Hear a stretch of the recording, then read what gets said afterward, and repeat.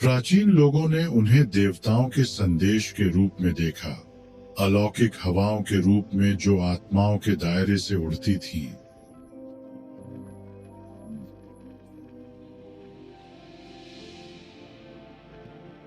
आधुनिक विज्ञान ने इन ध्रुवीय प्रकाश जहाजों को, जिन्हें अरोरा कहा जाता है, सूर्य द्वारा हमारी दिशा में लुढ़कने वाली विद्युतीकृत गैस की विशाल लहरों से जोड़ा है।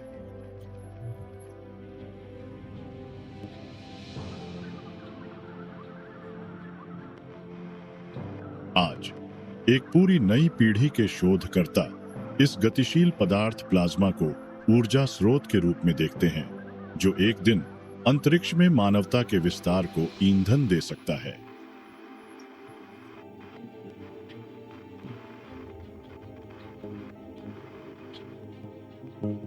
हम क्या सीख सकते हैं और पदार्थ की स्थिति के लिए अजीब और मायावी में टैप करके हम कितनी दूर जा सकते हैं?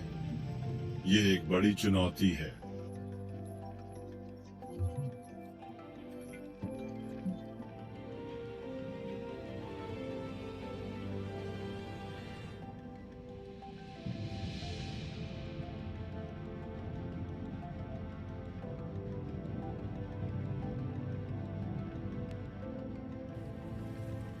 वैज्ञानिकों का एक छोटा कैडर फेयरबैंक्स में आया है, यह महसूस करने के लिए कि अंतरिक्ष यात्रा में क्रांति लाने का एक असंभव सपना लग सकता है।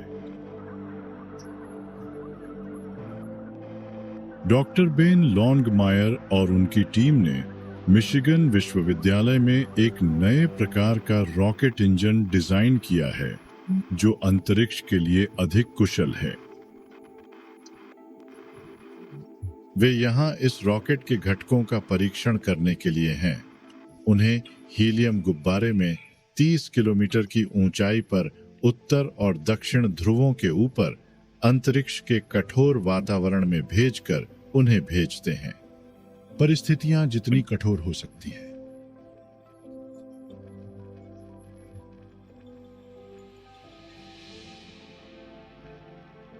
हमारे ग्रह को सूर्य से चार्ज कणों की एक स्थिर धारा से बमबारी की गई है।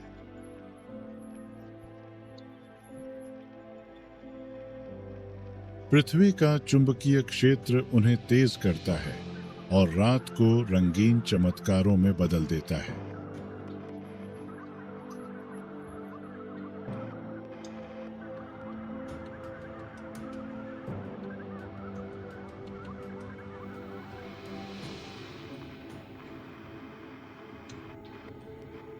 जबकि अधिकांश अंतरिक्ष यात्री शून्य गुरुत्वाकर्षण में रहने और काम करने या भारी अंतरिक्ष सूट में घूमने के लिए प्रशिक्षण लेते हैं, ये अंतरिक्ष खोजकर्ता पृथ्वी के कुछ सबसे कठोर वातावरण पर बातचीत करने की तैयारी कर रहे हैं। एक बार जब वे अपना पेलोड लॉन्च करते हैं तो यह धीरे धीरे ऊपरी वायुमंडल में उठेगा।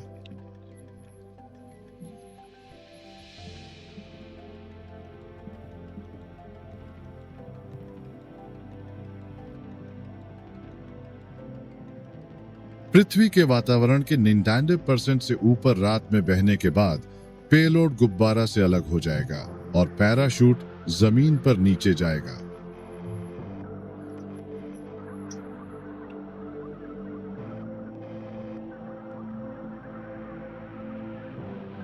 टीम को अलास्का के बर्फीले जंगल के एक बड़े हिस्से में इसे पुनर्प्राप्त करने के लिए तैयार होना चाहिए।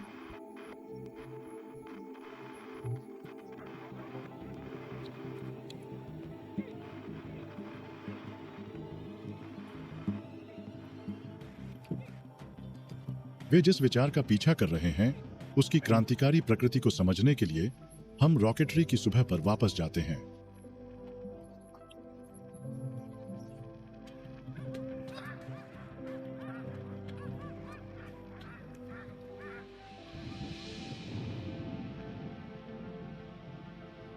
सौ से अधिक वर्षों में रॉकेट की तकनीक में बहुत हल्का बदलाव आया है।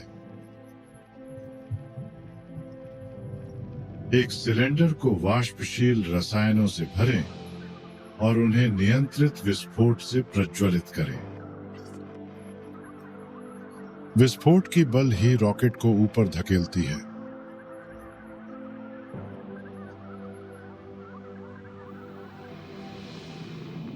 आजकल रासायनिक रॉकेट ही एकमात्र हैं जो पृथ्वी के गुरुत्वाकर्षण को पार कर सकते हैं और पेलोड को कक्षा में ले जा सकते हैं।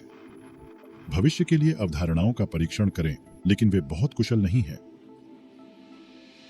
पेलोड जितना भारी होगा, एक रॉकेट को अंतरिक्ष में उठाने के लिए उतना ही अधिक ईंधन की आवश्यकता होती है। लेकिन एक रॉकेट जितना अधिक ईंधन ले जाता है, उतना ही अधिक ईंधन की आवश्यकता होती है। उदाहरण के लिए, पोलो युग के पॉन्थिक सैन 5 रॉकेटों में से एक का वजन 177,000 किलोग्राम था। ईंधन से भरे हुए इसका वजन लगभग 16 गुना था।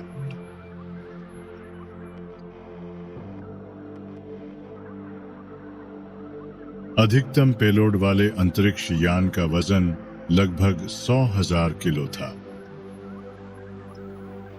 टैंकों में और ईंधन जोड़ते ही इसका वजन भी बढ़ जाता है और रॉकेट की उठान क्षमता पर फर्क पड़ता है, जिसकी वजह से यह 2000 किलोग्राम तक का वजन उठा सकता है।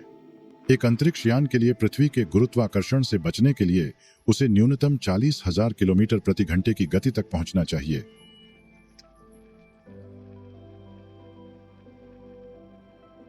इसके लिए आवश्यक ऊर्जा का मतलब है कि अधिक दूर के ग्रहों के तटों तक निरंतर त्वरण के लिए पर्याप्त ईंधन नहीं था।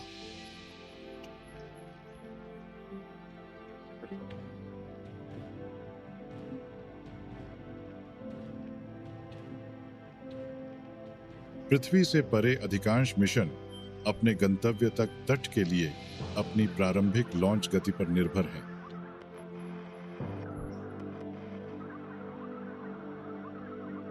उदाहरण के लिए, जुड़वां अंतरिक्ष यान या यात्री के पास सौर मंडल के किनारे पर अपनी वर्तमान स्थिति तक पहुंचने के लिए पर्याप्त गति नहीं थी।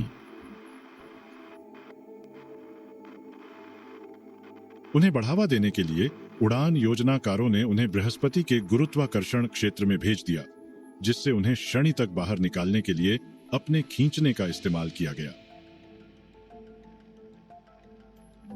वॉयेजर 1 ने लगभग 73,000 किलोमीटर प्रति घंटे तक गति देने के लिए शनि का इस्तेमाल किया। वॉयेजर 2 को सैन और यूरेनस से और सहायता मिली थी।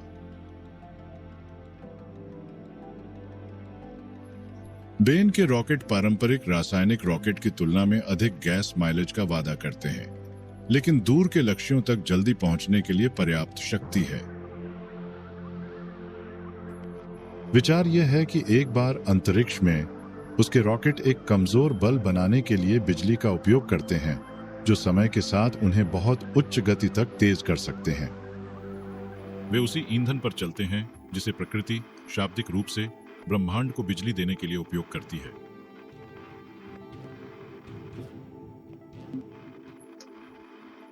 अपनी विस्फोटक शुरुआत के कुछ देर बाद ब्रह्मांड हाइड्रोजन गैस के विशाल भंडार में डूब गया था। लेकिन ब्रह्मांड के विस्तार के साथ भी गुरुत्वाकर्षण ने पदार्थ के गुच्छों को हमेशा घने सांद्रता में खींचा। सबसे शुरुआती तारों ने आकार लिया। हाइड्रोजन गैस की अपार गेंदें हमारे सूर्य के सैकड़ों गुना द्रव्यमान से अधिक हैं। जब वे अंदर की ओर झुकते थे तो वे गर्म हो गए और प्रज्वलित हो गए। ब्रह्मांड में विकिरण के तीव्र प्रवाह के कारण यह प्रभाव पड़ा कि इन खाइयों द्वारा इलेक्ट्रॉनों को आदिम गैस से हटाया गया और यह एक्सट्रीम कॉस्मिक फिनोमिना था। ब्रह्मांड ठोस पदार्थों, तरल या गैस से नहीं, बल्कि पदार्थ के चौथे चरण प्लाज्मा से भरा हुआ था, जो अत्यंत रोचक है। हमारे ग्रह पर प्लाज्मा केवल दुर्लभ परिस्थितियों में होता है, जैसे एक गर्म लौ, बिजली के बोल्ट या नकारात्मक चार्ज किए गए इलेक्ट्रॉनों और सकारात्मक चार्ज आयनों से बने एक उड़ा हुआ विद्युत ट्रांसफार्मर में। प्लाज्मा ज्यादातर मामलों में विद्युत तटस्थ होता है, क्योंकि चार्ज एक दूसरे को संतुलित करते हैं। जिसके कारण 1920 के दशक में भौतिकविद इरविंग लैंगमुयर ने इसकी तुलना हमारे शरीर के माध्यम से रक्त कोशिकाओं को ले जाने वाले स्पष्ट तरल प्लाज्मा से की।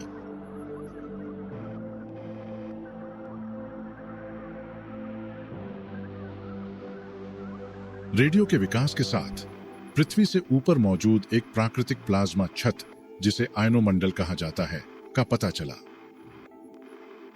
यह हमारे ऊपर मंडराता है, कुछ रेडियो आवृत्तियों को प्रतिबिंबित करता है और दूसरों को अवशोषित करता है।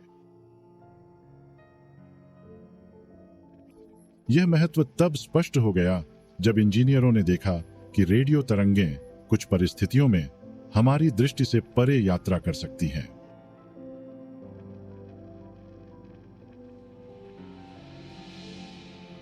उन्होंने पाया कि संकेतों को जानबूझकर इस संचालन परत से उछाल दिया जा सकता है, जिसे स्काई वेव प्रसार कहा जाता है।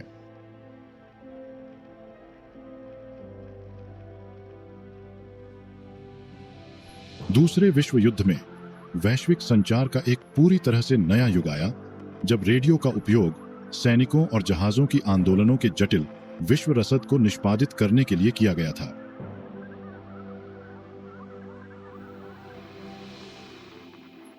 आयनोमंडल की उपस्थिति सूर्य से आने वाले चार्ज कणों या प्लाज्मा की एक स्थिर धारा के कारण होती है।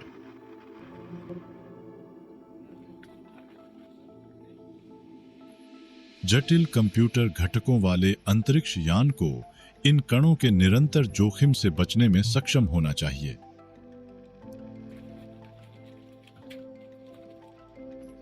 अपनी डिजाइन प्रक्रिया के हिस्से के रूप में बेन और उनकी टीम हमारे ऊपरी वातावरण के प्लाज्मा से भरे वातावरण में अपने रॉकेट के कुछ विशेष घटकों का परीक्षण करना चाहती हैं। मैं मध्य एक लपेटूंगा हालांकि, या मैं इसे लपेट सकता हूं, मैं बस कर सकता हूं, मेरा मतलब मैं बस इन घटकों को एक उच्च ऊंचाई वाले गुब्बारे से रस्सी से जुड़े एक सरल फ्रेम पर लगाया जाएगा। वे एक समान रूप से अभिनेता नहीं हैं। फ्रेम में स्वतंत्र रीडिंग लेने के लिए उपन्यास सेंसर की एक सरणी भी है। एक में बैक्टीरिया का एक कॉलोनी होता है। विचार यह है कि बैक्टीरिया स्वयं विकिरण का पता लगा सकता है, इसलिए यह एक निश्चित तरीके से या बहुत ज्ञात तरीके से उत्परिवर्तित होता है कि जब आप इसे बहुत सारे ब्रह्मांडीय किरणों के साथ एक वातावरण में भेजते हैं, अनेक अरोरा से एक्स-रे, यह उत्परिवर्तित होता है। उन उत्परिवर्तनों को देखकर हम विकिरण के स्तर का पता लगाएंगे जब यह गुब्बारा कैप्सूल अंतरिक्ष के किनारे तक पहुंचता है और वहां से बैक्टीरिया को पुनर्प्राप्त किया जाता है।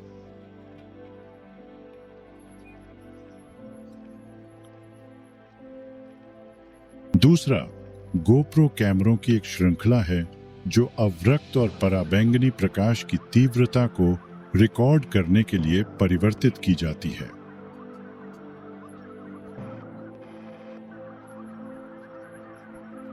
टीम आर्गन गैस का उपयोग करती है ताकि उपकरणों को ठंड के खिलाफ इंसुलेट किया जा सके। युद्ध के लिए रासायनिक पैकेट जोड़े जाए।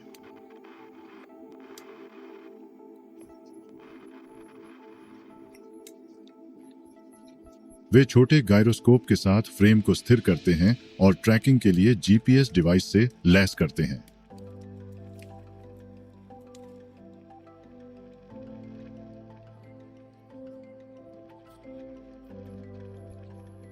ठंडा है। यह टीम चार्ज कणों की बारिश से बचने के लिए सिर्फ उपकरणों को डिजाइन करने से अधिक काम कर रही है। उनका लक्ष्य अंतरिक्ष यान डिजाइन करना है जो वास्तव में प्लाज्मा के विस्फोटक गुणों का उपयोग करता है।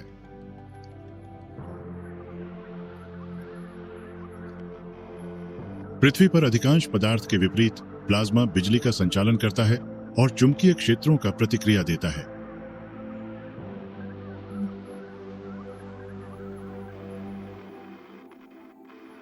खगोल में ये गुण आकाश गंगाओं और नेबुला जैसी संरचनाओं के गठन को प्रभावित करते हैं और वे ब्रह्मांड में कुछ सबसे हिंसक प्रक्रियाओं में भूमिका निभाते हैं, जैसे कि ब्लैक होल का गठन।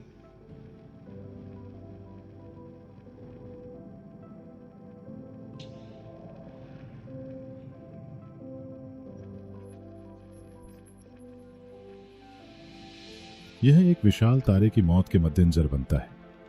जब पदार्थ अपने पूल में गिर जाता है तो यह एक संचय डिस्क के रूप में जाना जाता है जिसके साथ घूमता है।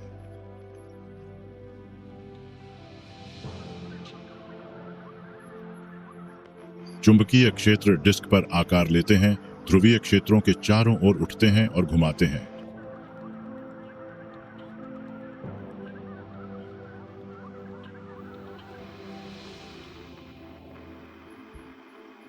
वे प्लाज्मा की भारी मात्रा को ऊपर खींचते हैं, फिर इसे उच्च गति से निकालते हैं।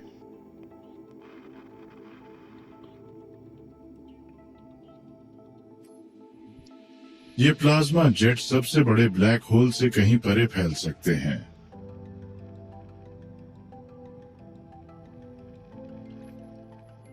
आप इन्हें आकाश गंगाओं के केंद्रों से विस्फोट करते देख सकते हैं, जो हजारों प्रकाश वर्षों तक अंतरिक्ष में पहुंचते हैं।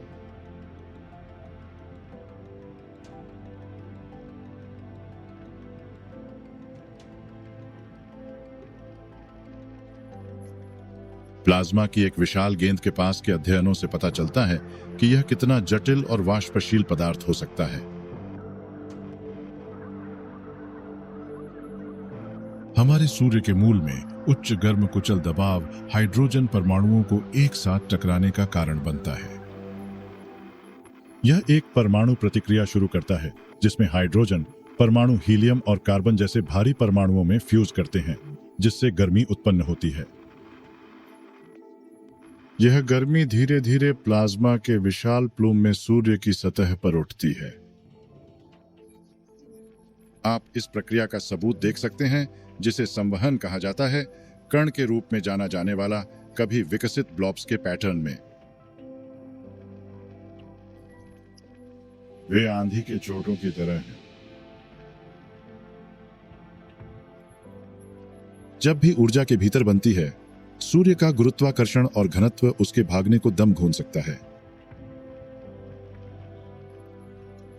जो इसे अंजाम देता है वह चुंबकीय क्षेत्र है।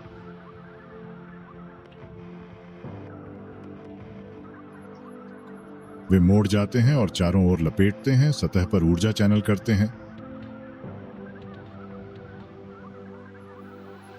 क्षेत्र लगभग 60,000 डिग्री सेल्सियस गर्म गैस की अपार छलांग बना सकते हैं, फिर सौर की सतह से उठते हैं और वापस गिर सकते हैं।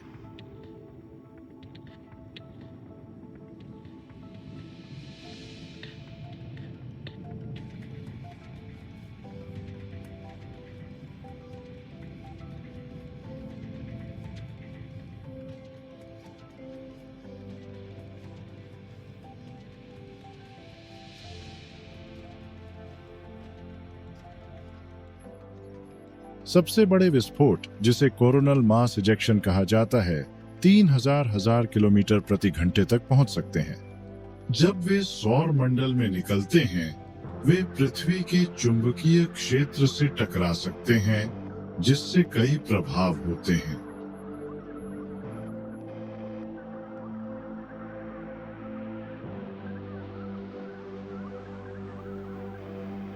क्योंकि सौर कण चार्ज किए जाते हैं, एक हिस्सा पृथ्वी के चुंबकीय क्षेत्र रेखाओं के अभिविन्यास का अनुसरण करता है। ध्रुवों पर एक खुलासा खोजते हुए वे वायुमंडल में नीचे दौड़ते हैं।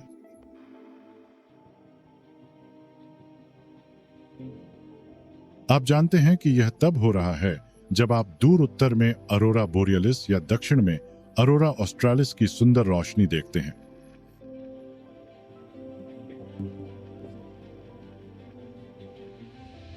वे तब दिखाई देते हैं जब चार्ज किए गए सौर कण ऊपरी वायुमंडल में ऑक्सीजन अणुओं से टकराते हैं, जिससे वे ऊंचाई के आधार पर नीले, लाल और हरे रंग के चमक जाते हैं।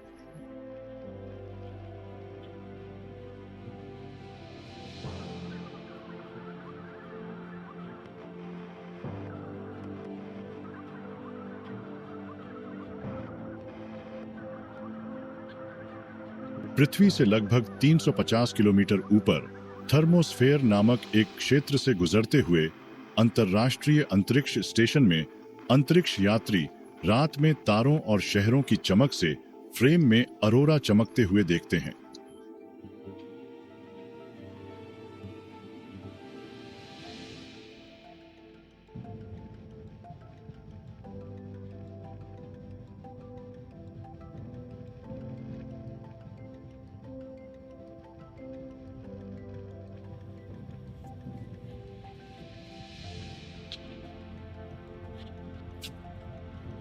मिशिगन में वापस बेन और उनकी टीम ने प्लाज्मा रॉकेट इंजन की पूरी नई पीढ़ी का अग्रणी बनाने के लिए एक प्रयोगशाला स्थापित की है।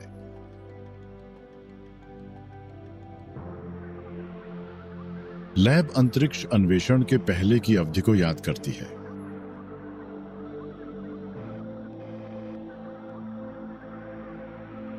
इसमें 1960 के दशक में बनाया गया एक काफी बड़ा वैक्यूम चैम्बर है जो अपोलो मून रोवर का परीक्षण करने के उद्देश्य से बनाया गया है।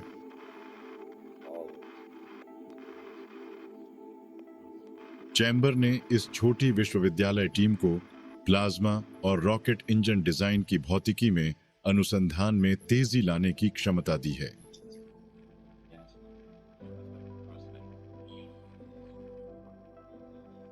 वे वास्तव में नासा के भीतर और निजी कंपनियों जैसे ह्यूस्टन, टेक्सास के एडस्ट्रा के भीतर प्लाज्मा रॉकेट वैज्ञानिकों के एक बड़े समुदाय का हिस्सा हैं।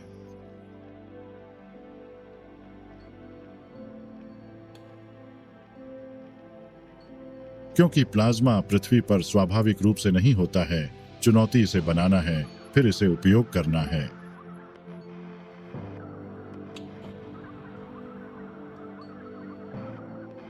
टीमें एक कक्ष में एक गैस, आमतौर पर आर्गन को इंजेक्ट करती हैं।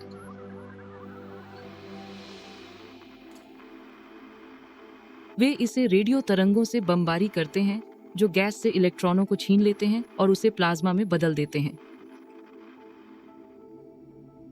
इलेक्ट्रॉनों और आयनों का सूप तेज होता है क्योंकि यह सुपर कंडक्टिंग चुंबकों द्वारा उत्पन्न चुंबकीय क्षेत्र के माध्यम से चलता है। दूसरा रेडियो विस्फोट इसे 8000 डिग्री सेल्सियस तक गर्म करता है। यह इसे उड़ाने और एक अंतरिक्ष यान को बढ़ावा देने के लिए पर्याप्त है।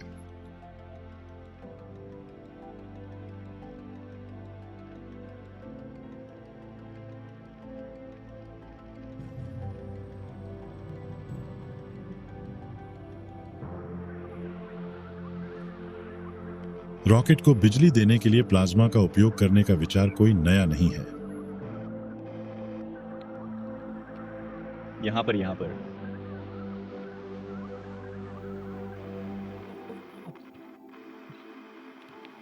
ओह, प्रसिद्ध भौतिकविद स्टैनिस्लाव उलम को 1940 के दशक में परमाणु बम परीक्षणों से प्रेरणा मिली थी।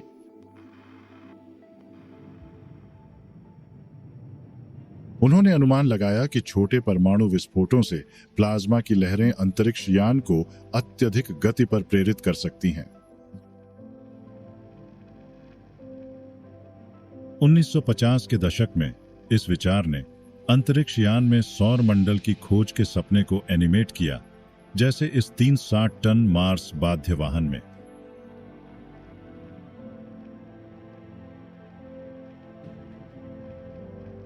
इस विचार को परमाणु दालों के साथ अंतरिक्ष यान चलाने और केवल 1 महीने में मार्स पर उतरने के विचार के साथ ओरियन परियोजना में धन प्राप्त हुआ।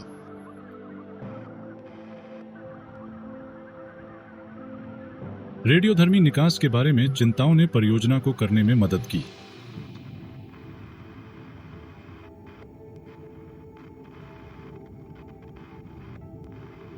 परमाणु प्रतिक्रियाओं से ऊर्जा वाले प्लाज्मा रॉकेट 1960 के दशक के डेडालस और नर्वा परियोजनाओं में और फिर से इस सदी की शुरुआत में बृहस्पति के चंद्रमा यूरोपा की प्रस्तावित यात्रा के हिस्से के रूप में पुनर्जीवित किए गए। बढ़ती लागत ने उस मिशन को मार डाला।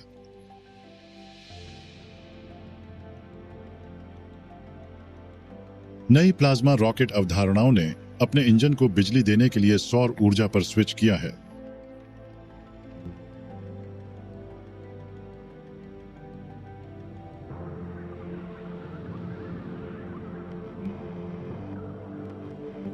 सबसे महत्वाकांक्षी में से डॉन मिशन को साल 2007 में एक D2 रॉकेट पर कक्षा में भेजा गया था।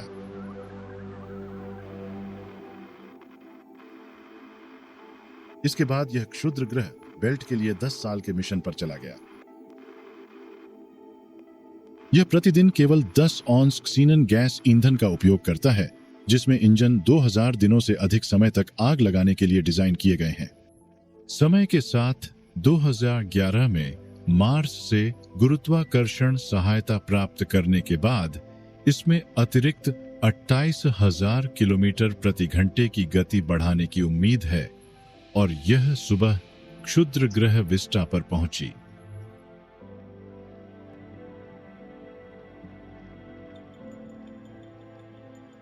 इसने अपनी सतह की मानचित्रण और इसकी आंतरिक संरचना के सुराग खोजने में 1 साल बिताया।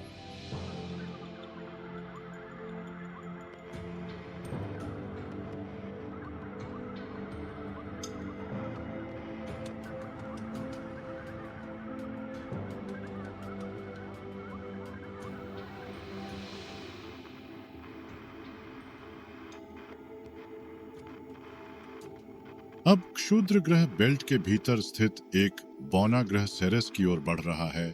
डॉन अब तक का पहला जांच होगा।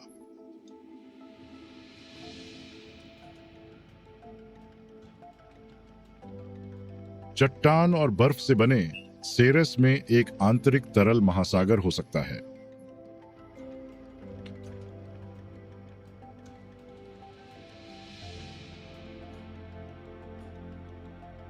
यह हमें सौर मंडल के गठन की ओर वापस ले जाता है, जब इस तरह की वस्तुएं ग्रहों में विकसित हुईं और विकसित हुईं।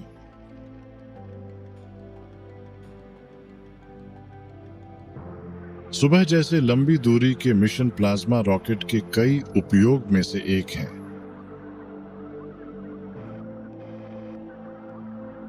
इसलिए नासा ने आयन इंजन और हॉल थ्रस्टर के साथ अंतरिक्ष यान लॉन्च किया। लगभग हर नए भूस्थिर उपग्रह जिसे एक कंपनी निवेश करेगी और कक्षा में रखेगी, उसके पास स्टेशन रखने के लिए बोर्ड पर किसी प्रकार का इलेक्ट्रिक प्रोपल्शन डिवाइस होगा, ताकि रवैये में थोड़ा बदलाव हो और इसे अपने भूस्थिर आंदोलन में रखने के लिए पैंतरेबाजी हो सके। नासा 2016 की शुरुआत में कुछ और भी भारी उठाने के लिए प्लाज्मा रॉकेट का उपयोग करने की योजना बना रहा है।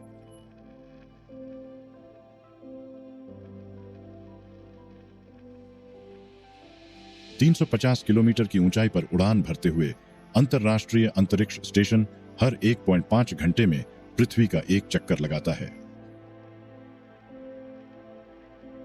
ऊंचाई पर रहने के लिए इसे 28,000 किलोमीटर प्रति घंटे की गति बनाए रखना चाहिए।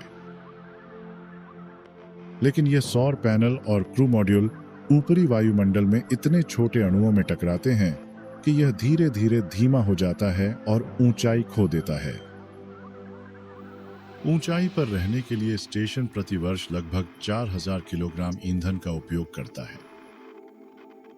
ईंधन को पृथ्वी से उड़ाया जाना चाहिए, जिससे भोजन, पानी, लोगों और उपकरणों की मात्रा कम हो जाती है, जो एक पुनर्पूर्ति मिशन पहुंचा सकता है। विचार प्लाज्मा रॉकेट का उपयोग स्टेशन को उच्च ऊंचाई तक बढ़ाने में मदद करने के लिए है।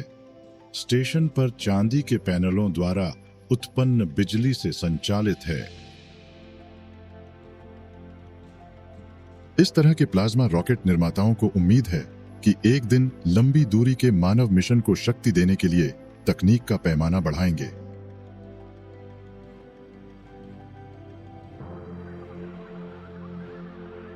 पृथ्वी की कक्षा में तेजी से बिताने के हफ्तों बाद रॉकेट मार्स के लिए एक ब्रेक बनाएगा।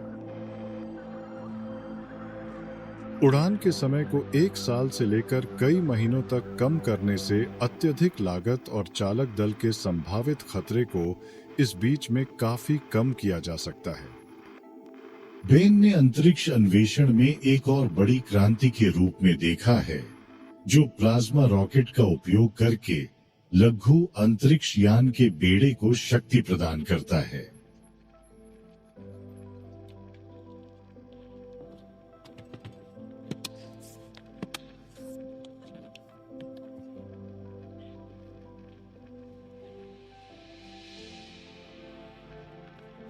बेन के रॉकेट इतने छोटे हैं कि वे आपके सामान में फिट हो सकते हैं। तो यहाँ हमारे पास एक घन बैठा है। ये एक छोटा अंतरिक्ष यान है। इसका कुल द्रव्यमान 5 किलोग्राम के क्रम पर होगा, तो ये लगभग 10 पाउंड है। ये 30 सेंटीमीटर बाय 10 बाय 10 है। इसे एक 3U अंतरिक्ष यान माना जाता है, इसलिए 10 बाई 10 बाई 10 की 3 इकाइयाँ, और हम इस छोटे अंतरिक्ष यान को अपने नए प्रणोदन तत्वों में से एक के साथ भेजना चाहते हैं। ये एक रैपिड प्रोटोटाइप प्रोपेलेंट टैंक है, इसीलिए हम इसे प्रोपेलेंट स्टोर करने के लिए उपयोग करेंगे। प्रारंभ में हम एक बहुत ही सरल प्रणोदक का उपयोग करने का विचार कर रहे हैं। नासा क्राफ्ट डॉन ईंधन के रूप में अक्रिय गैस क्सीनन का उपयोग करता है। बेन की टीम एक और प्रकार के कुछ की ओर मुड़ गई है जो अधिक कॉम्पैक्ट है, अधिक ऊर्जा संग्रहित कर सकता है और कम वाष्पशील आसुत पानी है।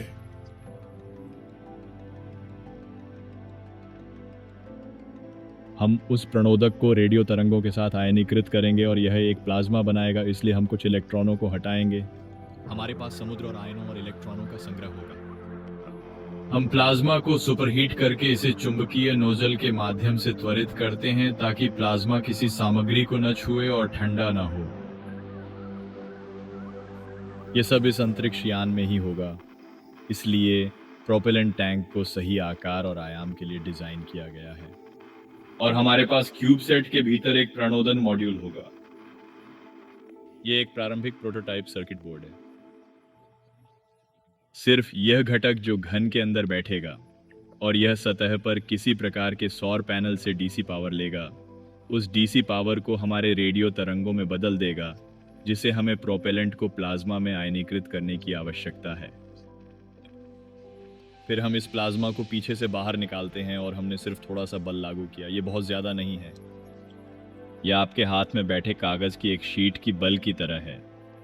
और क्योंकि अंतरिक्ष में बहुत कम ड्रैग है, हम अंतरिक्ष यान के साथ बहुत उच्च गति तक त्वरित करने के लिए बहुत लंबे समय तक लागू बल की इस छोटी मात्रा का उपयोग करते हैं।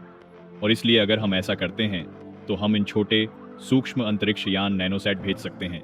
हम उन्हें चंद्रमा जैसी जगहों पर भेज सकते हैं, हम उन्हें मार्स पर भेज सकते हैं, और किसी दिन हम उन्हें बृहस्पति तक भेजना चाहेंगे और शायद कुछ रखें, बोर्ड पर कुछ छोटे सेंसर लगाएं और इन चंद्रमा में से कुछ पर संभावित जीवन का पता लगाने में सक्षम होंगे, आपके बृहस्पति और शनि से बाहर।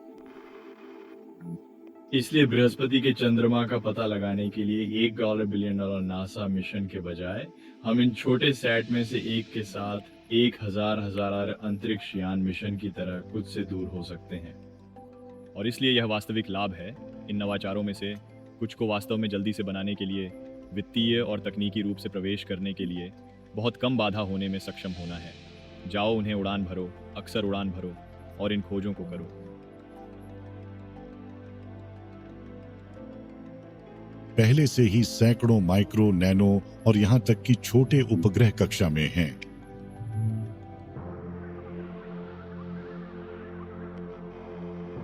वे वाणिज्यिक या सरकारी लॉन्च वाहनों पर पिकबैकिंग करके अंतरिक्ष में पहुंचते हैं।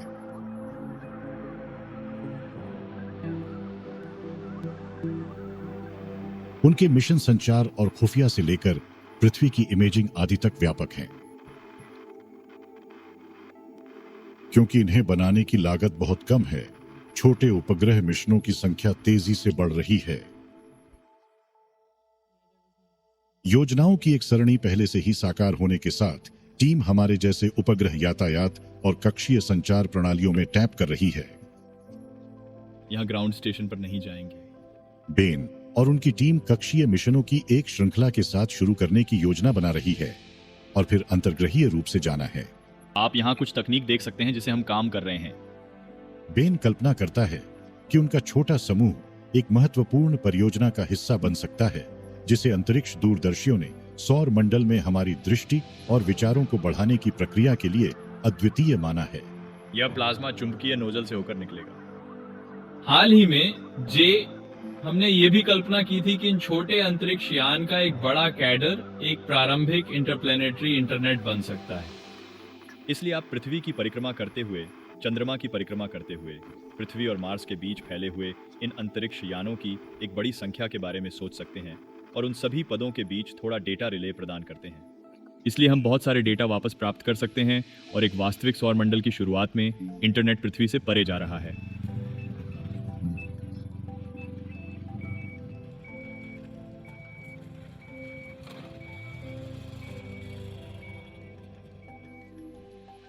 अलास्का में वापस उनका नवीनतम पेलोड पूरी रात 100,000 फीट से अधिक की ऊंचाई पर उड़ान भर रहा है। फिर कम वायु दबाव में गुब्बारा फट गया और पेलोड पैराशूट जमीन पर उतर गया। इशारा किया। हाँ हाँ, ये हमारा गार्मिन जीपीएस है। पेलोड द्वारा दिए गए जीपीएस सिग्नल से वेब पॉइंट। उन्हें यह अच्छा विचार है कि वह कहां है। और ये पूरे दिन का साहस होगा। लगता है कि हम 5 मील दूर हैं। लेकिन इसे पुनर्प्राप्त करना आसान नहीं होगा। यहाँ हम स्लेड आर्ड की ओर जाते हैं। हाँ, यह हमारा मार्ग है। जॉन जानता है कि कहाँ एक कट ऑफ है जो हमें उस स्लेड आरडी से निकाल देगा। दीवार झील और यह छोटा तालाब या झील यहाँ पश्चिम में, शायद लगभग 1 मील उत्तर में, जहाँ हम मानते हैं कि लक्ष्य है। हाँ वहाँ। हम टिबूत झील की तरफ मुड़कर नीचे यात्रा करेंगे, फिर यहाँ से पथ से बाहर होंगे। ठीक है, लगभग 5 मील। ठीक है। और फिर हमारे पास दोनों हांस होंगे और मेरे पास ये जीपीएस लोकेटर डिवाइस है। हमें कॉर्ड मिल गई है, इसलिए हमें अपना पहला पेलोड अरोरा मिला है जिसे हम पुनर्प्राप्त करने और ट्रैक करने जा रहे हैं। मैं इन बर्फ मशीनों का उपयोग ठीक करने के लिए करता हूँ। हमारे पास 2 विशेषज्ञ लोग हैं जो एक जीवित रहने के लिए इन लोगों को ट्रैक करते हैं। एक आदमी के सेवानिवृत्त हेलीकॉप्टर सैन्य पायलट की तरह हैं। और हमारे पास जीपीएस यूनिट है, सभी निर्देशांक प्लग इन हैं। हम यहाँ से लगभग 26 मील दूर हैं क्योंकि पेशेवर उड़ान भरते हैं। हम लगभग 335 मील के पथ पर हैं। अंतिम 5 मील वास्तव में एक बाहर पथ पर है, इसलिए हमें चिकनी रास्ता तोड़ना होगा। योजना अच्छी तरह से पहने हुए बर्फ के पत्थों पर नेविगेट करना और हड़ताल की दूरी के भीतर पहुंचना है। लेकिन यदि पेलोड पत्थों से दूर उतरा है तो उन्हें जंगल के परिदृश्य और गहरी बर्फ को बहादुर करना होगा।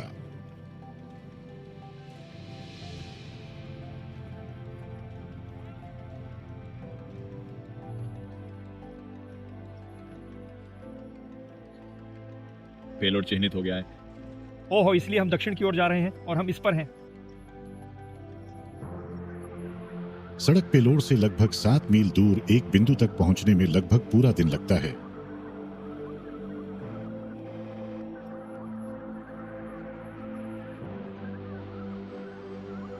टीम के सदस्य पहाड़ियों और खाइयों के पार निकले।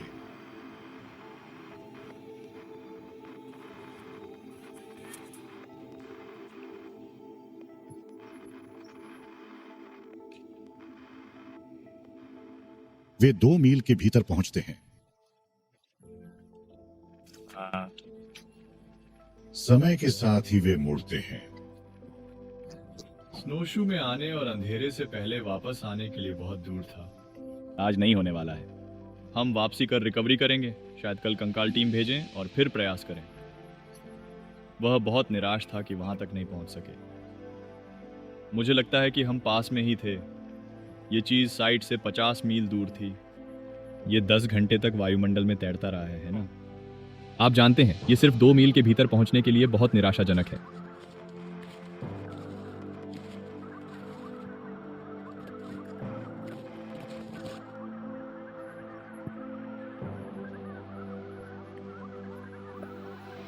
अगले दिन स्नो शूजों पर एक लंबी लंबी पैदल यात्रा आखिरकार उन्हें पेलोड तक पहुंचाती है।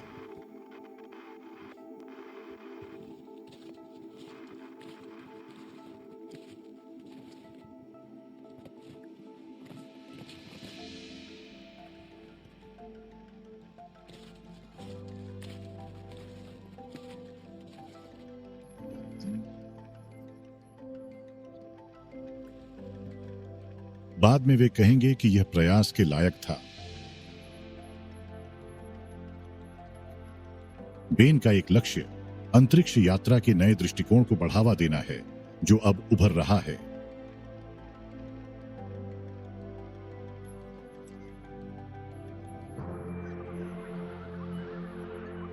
मई 2012 मुक्त उद्यम और अंतरिक्ष के उदय में एक प्रमुख मील का पत्थर चिह्नित किया। स्पेसएक्स ने अंतरराष्ट्रीय अंतरिक्ष स्टेशन के साथ एक मानव रहित अंतरिक्ष कैप्सूल को सफलतापूर्वक डॉक किया। इसका बाद 6 महीने बाद पहला वाणिज्यिक पुनरापूर्ति मिशन और स्पेसएक्स फाल्कन 9 रॉकेट के प्रक्षेपण के साथ हुआ। जैसा कि नासा अंतरराष्ट्रीय अंतरिक्ष स्टेशन की पुनर्आपूर्ति के लिए निजी क्षेत्र की ओर रुख करता है, यह सिर्फ शुरुआत है। नासा कंपनियों को कक्षीय प्रक्षेपण सेवाओं की आपूर्ति करने और भविष्य के मानवयुक्त मिशनों में चंद्रमा से आगे भी दीर्घकालिक भागीदार बनने की मंशा रखता है।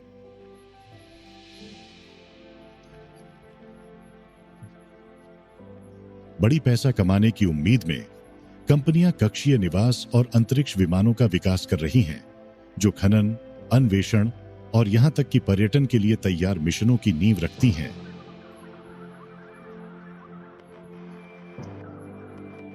बिस्तर पर अंतरिक्ष के लिए यह नई दौड़ तेज और अभिनव की ओर जाएगी।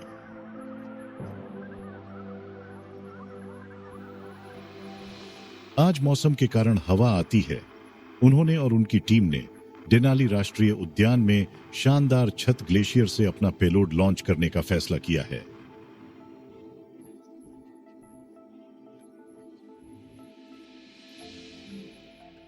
उखड़-खुद इलाके के मध्य स्थित यह विशाल बर्फीली नदी एक आदर्श प्राकृतिक रनवे में बदल जाती है।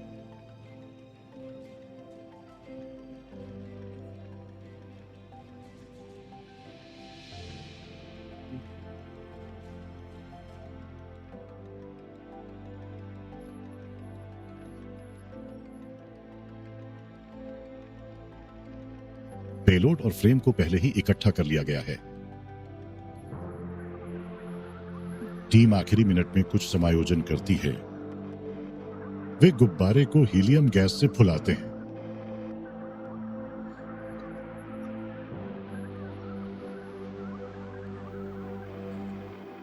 शाम के आने के साथ गुब्बारा और पेलोड तैयार हैं।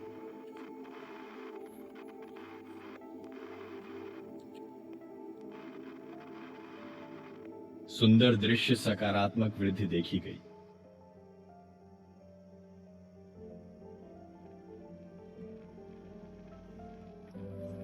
दोनों जीपीएस डिवाइस सक्रिय और लॉक हैं। अंतिम कैमरा टीम के एक पैनी निरीक्षण के लिए आपको दिखाता है।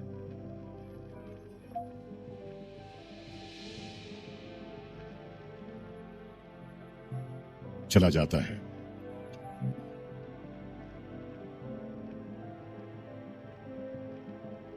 गुब्बारा घनी ध्रुवीय हवाओं के बीच ऊपर उठता है।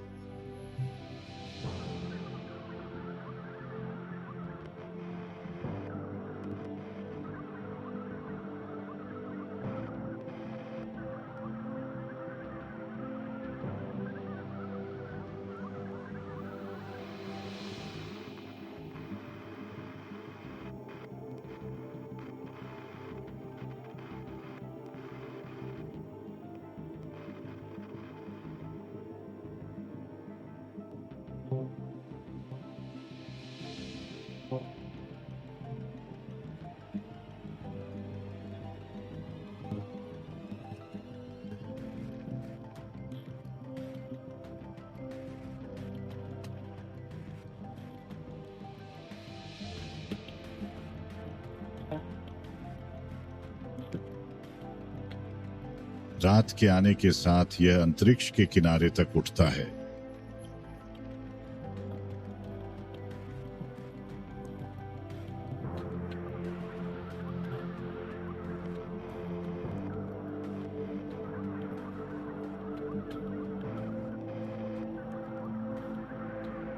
इस बीच अंतरराष्ट्रीय अंतरिक्ष स्टेशन पर एक तीव्र सौर तूफान प्रचंड गति पकड़ रहा है।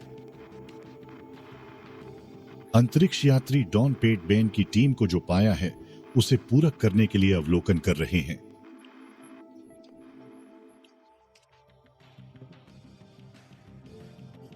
वह गुब्बारा की उड़ान के दौरान कई बार आर्कटिक से गुजरता है।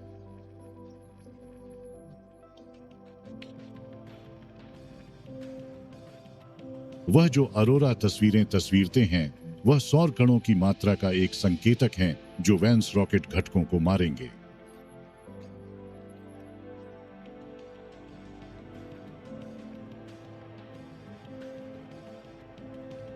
यह 11 साल के चक्र के चरम पर पहुंचने वाले उच्च सौर गतिविधि का समय है।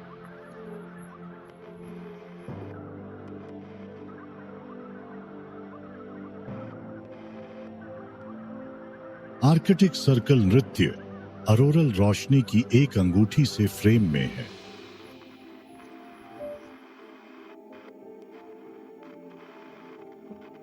हरे और लाल और नीले रंग के पर्दे हमारे ग्रह के सुंदर वक्र को छिपाते हैं।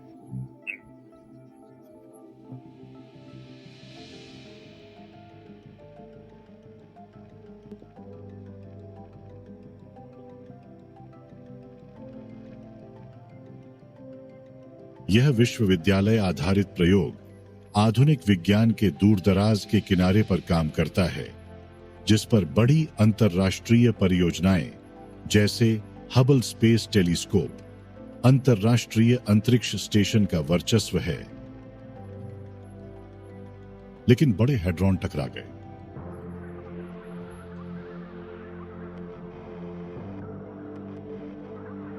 इसलिए यह तकनीक जिसे हम लघु बनाने की कोशिश कर रहे हैं इस अर्थ में महत्वपूर्ण है कि यह उसी तरह से नई सीमाओं को खोलता है जैसे कंप्यूटर तकनीक को लघु बनाना एक बिंदु तक जहां यह आपकी जेब में फिट जाता है। इसलिए हर कोई एक मोबाइल फ़ोन ले जाता है, उनके पास ये लघु कंप्यूटर है। ये बहुत सारे डेटा प्रोसेसिंग करता है, ये आपको जीपीएस द्वारा अपने गंतव्य तक पहुंचाता है। उस प्रकार की तकनीक 20 या 30 या 40 साल पहले मौजूद नहीं थी जब आपके पास ये बड़े मेनफ्रेम कंप्यूटर थे जो राष्ट्रीय प्रयोगशालाओं में थे। इसलिए हम राष्ट्रीय प्रयोगशाला मामले से सेल फोन मामले, लघु मामले में अंतरिक्ष अन्वेषण के प्रतिमान को बदलने की कोशिश कर रहे हैं ताकि बहुत कुछ करने में सक्षम हो और एक प्रजाति के रूप में हमारी क्षमता में सुधार हो सके।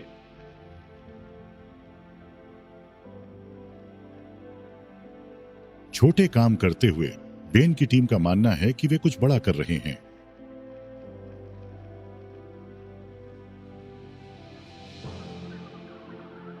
उनका लक्ष्य न केवल अंतरिक्ष अन्वेषण के नए रास्ते खोलना है, बल्कि वास्तव में पहल को जब्त करना है।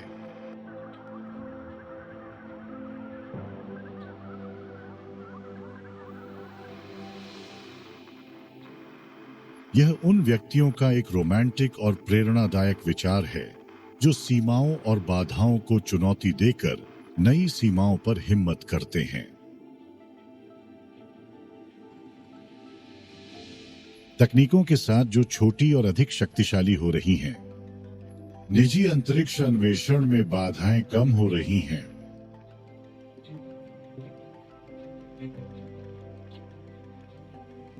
इस खोज की नई नस्ल को कौन रोक सकेगा?